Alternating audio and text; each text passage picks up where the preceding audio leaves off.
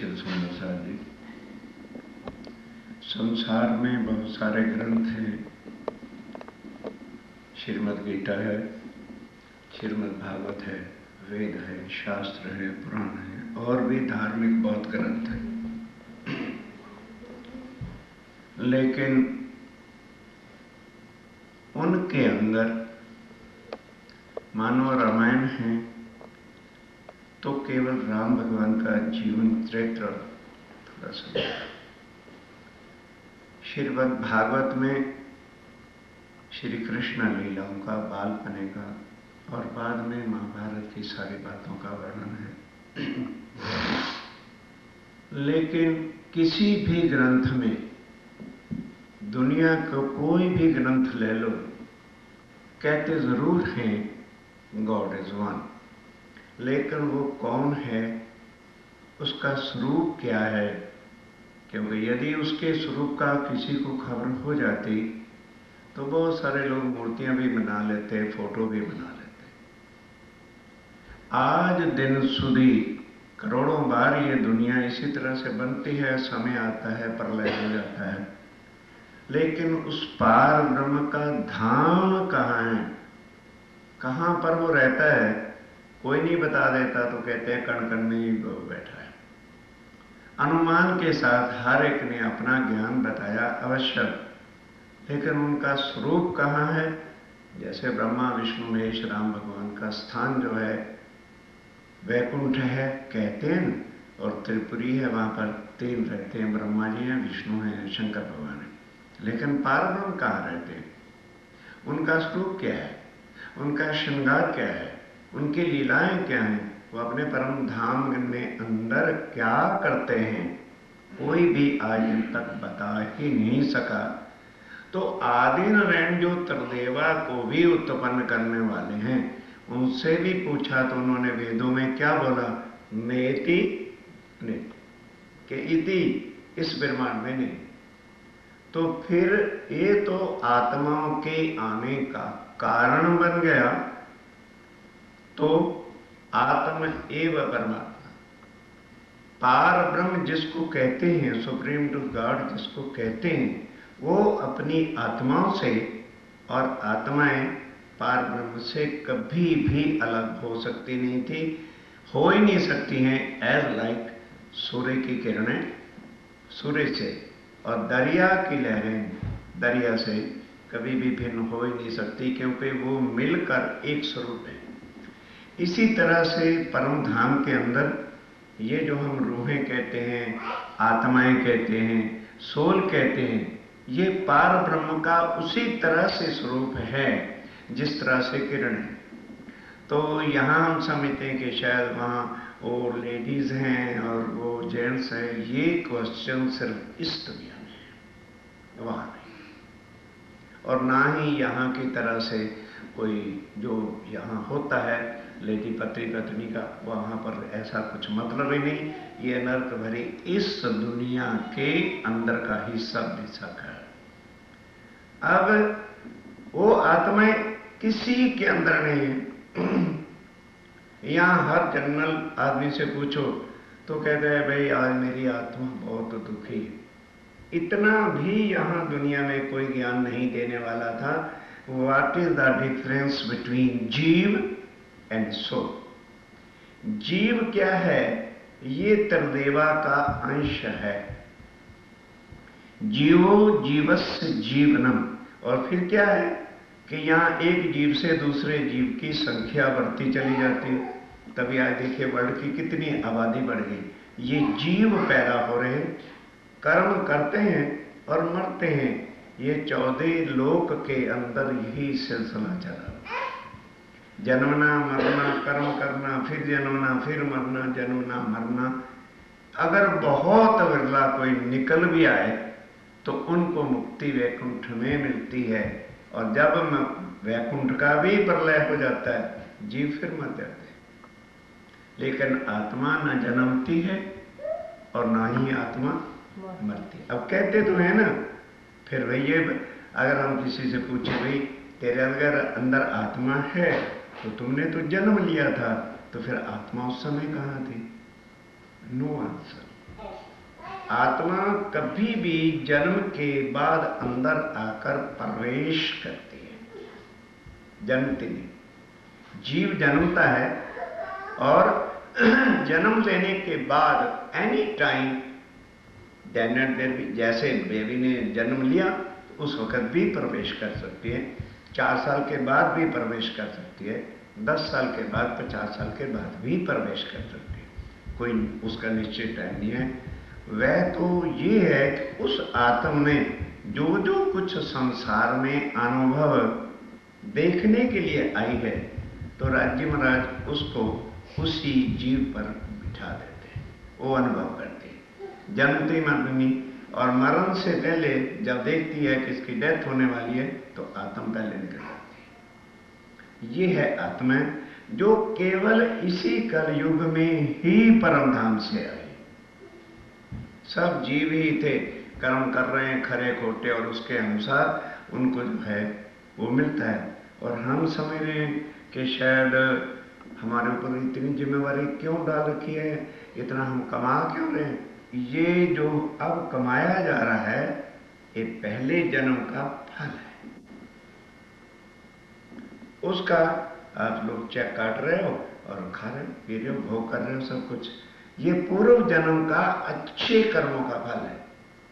अब अगर इसी तरह से आदमी जन्मता रहेगा मरता रहेगा तो थिंक ओवर करिए कि कितने कष्ट हैं, कितनी मुसीबतें हैं, कितना झंझट है और क्या कुछ है। ये और सदा आदमी दुखी दुखी है। जितना जितना सांसारिक धन भी इकट्ठा होता जाता है सगे परिवार वालों से, उतना ही वो बहुत मुंह से कुछ नहीं कहता, लोग अंदर अंदर फिर वो जेलसी पैदा हो जाती है। तो ये संसार ऐसा है, ये भाव ऐसा है। अब इससे मुक्ति यदि मिलनी है तो केवल यही कलयुग है, जिसकी इतनी बड़ी भारी महिमा संसार के सब ग्रंथों में कहा है।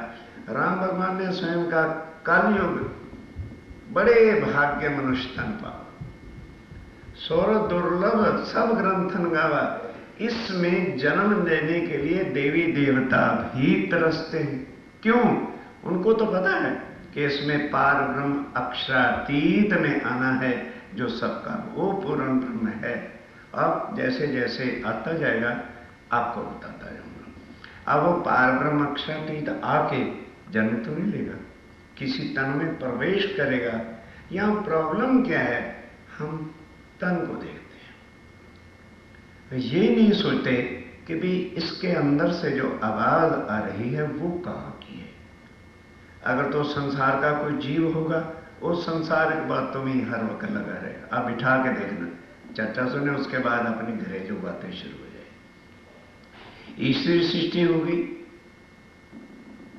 जो अक्षर ब्रह्म की सुरता है तो वो भजन भक्ति में लीन रहता है, क्योंकि आगे का मार्ग जो प्रेम का है वो उनको पता ही। संसार में क्या है, यहीं के मोह जीव बातें लड़ाई झगड़े ये सब कुछ और कुछ नहीं। और जो ईश्वरी सृष्टि होगी वो भक्ति में रहती है, लीन रहती है, लेकिन प्रेम मार्ग के बिना वहां कोई जाता नहीं। इसीलिए कहा कि अनन्य प्रेम लक्षणा भक्ति, that is only by soul not by body. ये जो जीव की भक्तियां हैं बाय बॉडी है, कर्म करना, ये करना, दान देना, पुण्य करना। हम समझते हैं दान देना अच्छा है, तो अर्जुन कहते हैं भगवान दान देने का अच्छा फायदा क्या है? कहते हैं अगले जन्म में उसका फल अच्छा मिलेगा। कहने लगे तो फिर अगर फिर हमने जन्मना ही है अच्छे कर्म करने का करके, तो फिर अच्छे कर्म का फायदा क्या? बुरे कर्म करें तो भी रीबर्थ है, अच्छे कर्म करें तो भी रीबर्थ है। हे भगवान सृष्टि के नाथ खड़े हो कृष्ण महाराज, मुझे जन्म मरण से छुड़ाओ। अब गीता तो हमने नहीं लिखी, क्या लिखा है कि ये जो जन्म मरण जो है ए अर्जुन, मैं इससे नहीं छुड़ा सकता, आई कांट। हम कृष्ण कृष्ण के पीछे डंडा लेके लगे हुए। कृष्ण ने कहा मैं भी तेरी तरह से लाखों बार जन्मा हूं और मरा हूं। अगर कोई छुड़ाने वाला है तो एक उत्तम पुरुष है जो कूटस्थ है जो इस सारे ब्रह्मांड की रचना करता है, हुक्म देके बना दो और मिटा दो, तो वो अक्षर ब्रह्म है जो अविनाशी है। भाई ध्यान सुनिए, इंडिया में तो अभी तक हर साल सुनने को मिलती है, यहां आपको, ये तो उनकी कृपा है, ना जाने किस आत्म के कारण से प्रोग्राम बन गया कि लगातार 40 दिन या 1 महीना कंटिन्यूएशन चलता होगी। इसमें कोई आता है, अपने आप बैठेगा, पहली जगह बना के रख दो, अगर आगे पीछे देखे नहीं तो बात कहीं की कहीं चली जाएगी, फिर नहीं पता चलेगा कि लिंक क्या है। लिंक टूटा, अगर आपको कुछ मजा ही नहीं आएगा, ना पता चलेगा ये ज्ञान कहां का सुना रहे। तो इस कलयुग के अंदर ही वो पार ब्रह्म अक्षातीत के आने का कारण बना। तो वह उनको वो ही कह रहे हैं कि देखो, उत्तम पुरुषस्य त्वये अन्यः परमात्मा इति उदाहरण, कि अगर किसी को परमात्मा कहलाने का अधिकार है तो केवल उत्तम पुरुष को। हम नहीं है परमात्मा, क्यों? हम जन्मते और मरते हैं, तो जन्मता और जो मरता है वो परमात्मा नहीं हो सकता। इसलिए हिंदू लोग अब इन देवी देवताओं को कच्छनिर्दिश क्यों मानते हैं? इसलिए मानते हैं कि ये हमें देते हैं, कहां का? इस माया का। इनकी भक्ति करने से तुम्हें संसार के सुख अवश्य मिल सकते हैं, लेकिन जन्म मरण से छुड़ा के सदा सदा के लिए अखंड आनंद में पहुंचा दे वो केवल एक राज्य में, प्राण राज्य अक्षरातीत, और कोई। अब ये जो बीतक है, ये मत सोचो कि ये किसी की लाइफ हिस्ट्री है।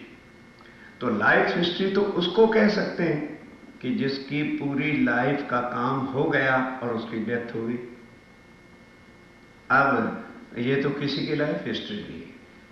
अब यहां संसार में ये मानना कि किसी के तन में पारब्रह्म कैसे आके बैठते हैं और लीला करते हैं, तो इसके अंदर जो उन्होंने 3 बार तन धारण करके इस ब्रह्मांड में लीला किया था, उसका वर्णन आएगा।